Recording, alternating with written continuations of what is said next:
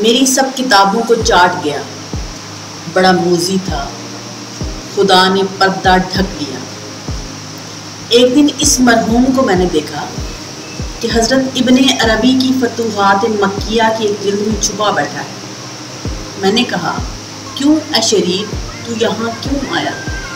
اچھل کر بولا، ذرا اس کا مطالعہ کرتا تھا۔ سبحان اللہ، تم کیا خاک مطالعہ کرتے تھے؟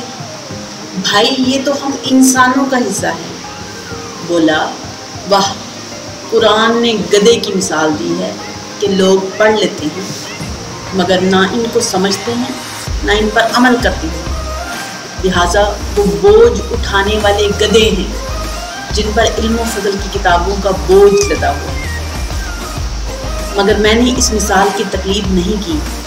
خدا مثال دینا جانتا ہے تو بندہ بھی اسی کی دی ہوئی طاقت سے ایک نئی شان پیدا کر سکتا ہے، اور وہ یہ کہ انسان مثل ایک جھینگر کے ہے جو کتابیں چاٹ لیتے ہیں، سمجھتے بوجھتے خاک نہیں۔ یہ جتنی یونیورسٹیاں سب میں یہی ہوتا ہے، ایک شخص بھی ایسا نہیں ملتا جس نے علم کو علم سمجھ کر پڑھا ہو۔ جھینگر کی بات سن کر مجھ کو غصہ آ گیا اور میں نے زور سے کتاب پر ہاتھ مارا۔ جھینگر پھدک کر دوسری کتاب پر جا بیٹھا اور کہکہا مار کر ہنسنے لگا۔ واہ، خفا ہو گئے، بگڑ گئے، لاجواب ہو کر لوگ ایسا ہی کرتے ہیں۔ لیاقت تو یہ تھی کہ کچھ جواب دیتے، لگے ناراض ہونے اور دھتکارنے۔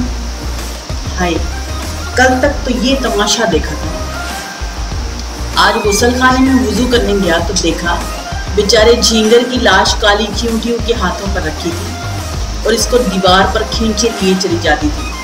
دل نے کہا، جھینگر کے جنازے کو کندھا دینا ضروری ہے، یہ مواقع بار بار نہیں آتے۔ بیچارہ غریب تھا، خلوت نشین تھا، خلقت میں حقیر و ذلیل تھا، مکروہ تھا، غلیظ سمجھا جاتا تھا۔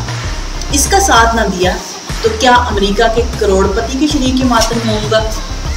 اگرچہ اس جھینگر نے ستایا تھا، جی دکھایا تھا، لیکن حدیث میں آیا ہے کہ مرنے کے بعد روح کا اچھے الفاظ میں ذکر کیا کرو۔ اس واسطے میں کہتا ہوں، خدا بخشے بہت سی خوبیوں کا کیڑا تھا، ہمیشہ دنیا کے جھگڑوں سے الگ کونے میں کسی سوراخ میں بوریے کے نیچے آب کورے کے اندر چھپا بیٹھا رہتا تھا۔ نہ بچھو کا سا زہریلا ڈنک تھا، نہ سانپ کا ڈسنے والا پھن، نہ کوے کسی شریر چونچ۔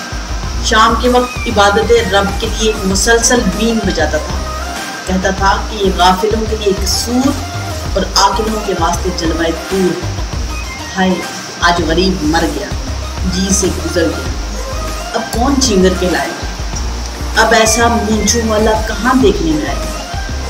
ہاں تو جھینگر کا جنازہ ہے، ذرا دھوم سے نکلے۔